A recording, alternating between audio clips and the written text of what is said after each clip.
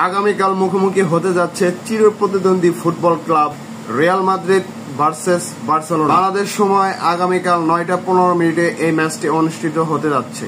সিজনের প্রথম এল ক্লাসিকোতে আপনার পছন্দের ক্লাবকে নিয়ে কি প্রত্যাশা অবশ্যই কমেন্ট বক্সে সবাই জানাবেন এবং স্কোর লাইন কি হবে প্রেডিকশন করবেন সবাই। গত সিজনে রিয়াল মাদ্রিদ এল ক্লাসিকোতে একটা ম্যাচও উইন হতে পারে নাই। এই সিজনে কি জাবি আলোনসোর আন্ডারে রিয়াল মাদ্রিদ কামব্যাক করবে নাকি বার্সেলোনা ক্লাব রিয়াল মাদ্রিদকে খেয়ে দিবে?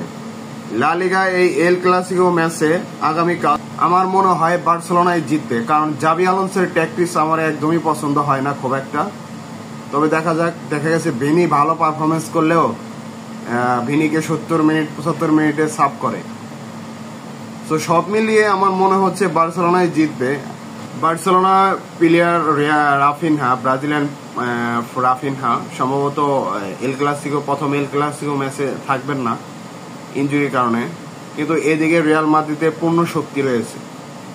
তো সব মিলিয়ে দেখা যাক বার্সেলোনা নাকি রিয়াল মাদ্রিদ উইন হয়।